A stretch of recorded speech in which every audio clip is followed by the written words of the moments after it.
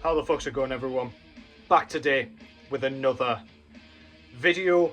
I'm very aware it has been a little while, over 2 weeks at this point, but I've just been kind of doing life, been very busy over here. But yeah, things have kept coming in. I've been listening to a lot of music still, as you might imagine. If you follow me over on Instagram, you'll see exactly what I've been picking up and been spinning. But there is a lot here that I haven't shown yet, so stay tuned for a few updates coming your way very shortly. Today, I just wanted to show two records that really have blown me away this year, and two of the most savage releases that will come out in 2025. You heard it here first. I'm sure you know probably what's coming, or at least one of them, if not both of them. But yeah, I'm just going to get straight into this thing. I do have an album review coming up very shortly as well that I've been asked to do, that I very much am interested in doing. So yeah, stay tuned for that as well. But yeah, enough of my rambling. Let's get into this. Purposely picked this one for the background listen today. This one is Death's Symbolic. This is their 6th full-length album from 1995. This has recently, finally, gotten a vinyl repress. If any of you are interested, Roadrunner Records finally got their hand out of their arse and pressed some of these, all on black vinyl from what I can tell. But yeah, this is one of the most sought after records in the kind of extreme metal realm. I guess I was going to say underground, but most people like and know this. Yeah, more proggy than like my favourites of the Death catalogue. Those being Scream Bloody Gore, of course, and Leprosy, my favourite album of all time. But this is one of my favourites of the kind of proggier works. Very thrashy, very technical, very, as I say, progressive. Lots of tempo switches, lots of time signature switches, and it, yeah, just kind of keeps you guessing all the way through. Some great lead work, as you can hear. And yeah, the songwriting is absolutely outstanding on this thing. Just Google it. Everywhere's selling it at the minute, but yeah, get them while they're hot. That's Symbolic by Death. And let's get into this. So as I say, I've just got two to show here. I thought these bands and these releases deserved a video all on their own.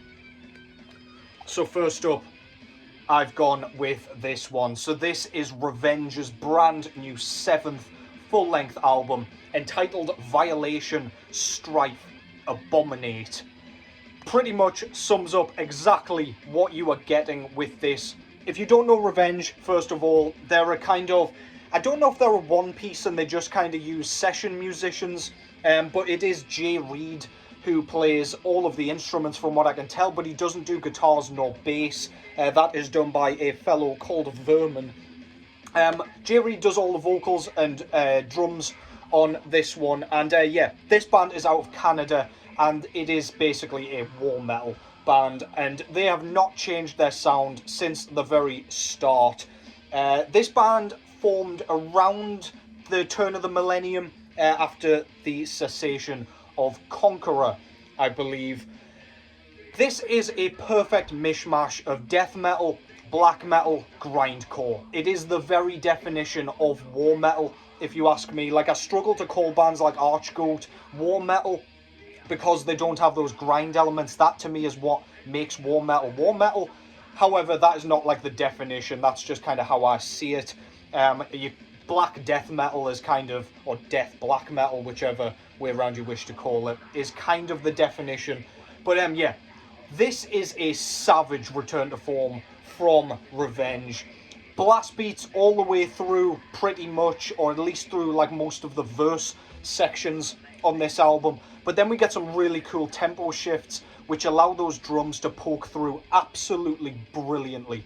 Jay Reed's drumming style is so unique. It's almost caveman-esque. It sounds like he's beating the shit out of that drum kit. Those skins don't stand a chance. Some fantastic switches between the hi-hat and the ride cymbal, and it's really loud. Like, the drums are so turned up in the mix that it's impossible to ignore them. Jay Reed's snarls and really guttural, like, toilet bowl belches are so unique, so savage and primitive. It's just, this doesn't sound human in terms of the vocal performance. But again, it's nothing that Revenge has never done before, don't get me wrong, there's nothing super unique going on here. But for me, this songwriting is just astonishing. It's really, really well done. The drum patterns are really what keep me interested on this thing, because we do have those blast beats. We do have, like, tempo switches which allow kind of chugging, dense guitars to come through, as you would, like, a usual kind of death metal breakdown. But we've got some, like, really intricate and very, like, erratic sounding drum kind of patterns that just... I don't even know how he thought of some of these. They just sound so cool, so interesting, so unpredictable and discombobulating. And yeah, this thing is just so good. I could rave about this goddamn thing until the cows come home. But if you like Revenge at all, please go to this one. Don't write it off as just another Revenge album, because this really, really is like a fantastic return to form. Not that they're I can't remember what it's called. Strike Smother, Dehumanize. Not that that wasn't fantastic, but this one is just so much better in my opinion, just in terms of that songwriting. Absolutely ferocious stuff, and one of the most savage releases you will hear all year. Front cover shows Revenge's typical sort of artwork style with the kind of razor wire bordering and everything. We've got the skull and crossbones in the centre there, and in the usual Revenge style again, and Conqueror indeed, we've got the 3-word title with the full stops in between. Violation, Strife, Abominate. Yeah, brilliant, brilliant stuff.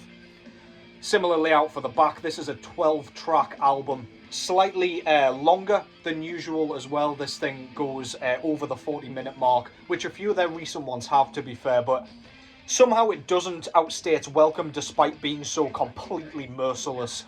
Yeah, just a great, great album, man. Great kind of layout as well. This was put out through Season of Mist. On the inside, no messing around. We've got the skull and crossbones again with more razor wire. All are guilty, misery awaits. Need I say more about that? We do get a few extras here.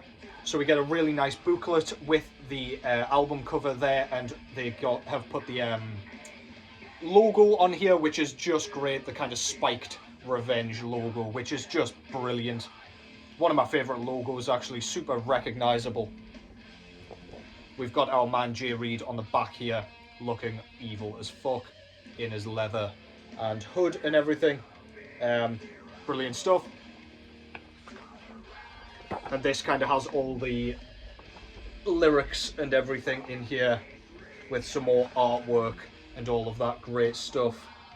Yeah, just a great job done all round with the packaging.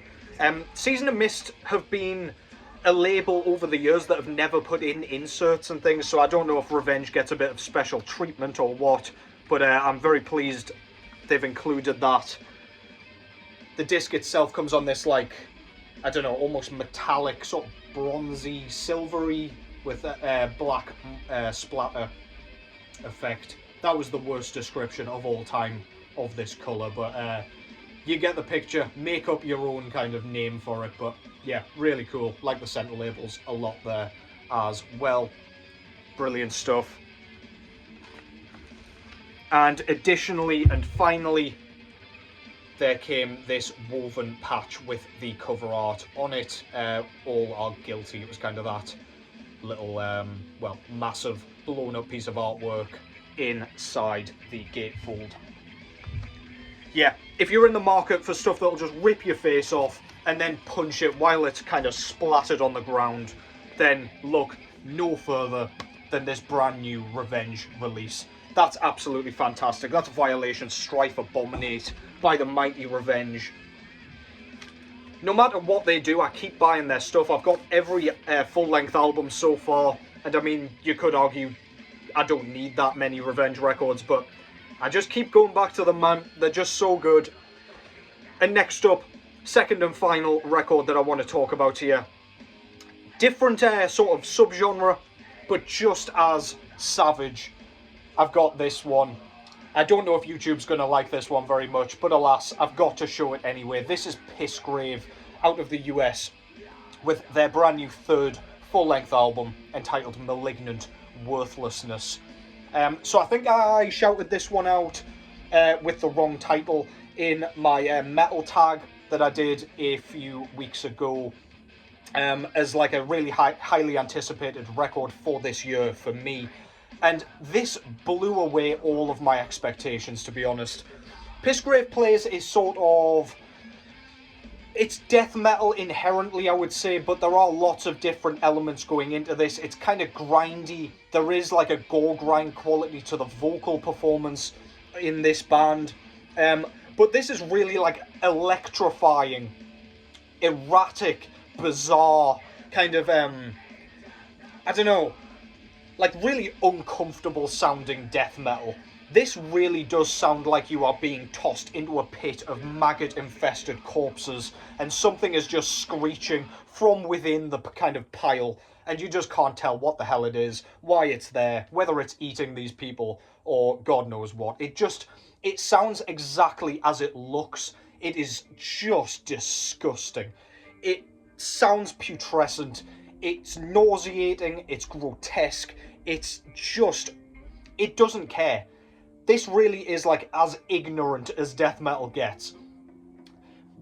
Kind of riff-wise, we've got lots of technicality, I would argue. It's very twiddly and like unpredictable, and yeah, I don't know how to come up with a better synonym, to be honest. It is very, very odd and yeah, unusual, as I say. Bizarre, gross, all the above. As I say, the vocals are like, I don't know if they're modulated or just layered over the top of one another, but they're like these horrible snarls that sound like two snarls are going on at the same time, and it creates this like horrible, just cesspit of noise. It is absolutely horrifying stuff.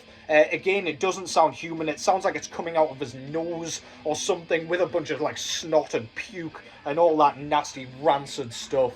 It is just a putrid release. Drumming is fantastic, lots of blast beats, and they do slow things down to like quite a sluggish, like mid-paced crawl every now and then, and it kind of allows you to submerge yourself in the swamp of bodily fluids that this whole album creates. The songwriting is really, really memorable on this.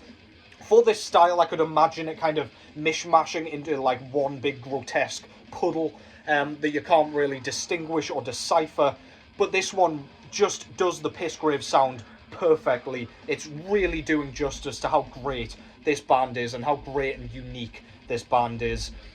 This is potentially the last album from Pissgrave. I think it is meant to be just a trilogy, and then they're fucking off back into the bog. But yeah, what a send-off, man. I feel like I just tossed a load of, I don't know, hyperbole at you there, but please go and check this out if you like death metal. But if you like that kind of grimy gore grind sort of injection, then yeah, look no further than this thing, man. Absolutely horrible stuff. That's Pissgrave. Malignant Worthlessness. Front cover shows... I'm pretty sure this is just like a maggot-infested corpse, but like really zoomed in. Yeah, there's not a lot else to say about that, but there's some serious decomposition going on that person's skin and stuff. Yeah, really, really disgraceful artwork. It is a bit more subtle than their previous album covers, which is saying a lot, to be honest, because this is the furthest thing from subtle, to be honest. I can almost smell that goddamn thing. Makes me want a bath. But yeah, similar layout to their others, where they just use like a standard font for the album title. Love their logo. Again, it's all like, I don't know, it all looks like there's fungus or whatever crawling out of the lettering. On the back, again, similar layout to their previous works. We've got all of the titles up there. We've got a band photo outside of a crypt or mausoleum or something like that. Repping the Slaughter Lord, Merciful Fate, Bestial Warlust and Slayer. Can't go wrong with any of those bands. It screams I want to listen to this thing. Oh, here we go. So that's the full cover. It's just like a person lying on their side, decomposing. Delightful stuff. On the other side, we've just got the logo with the title there. A little bit of recording information down below. As per usual, This just comes on standard black vinyl. Profound Law Records put this one out. Yeah, not a lot else to say about this thing.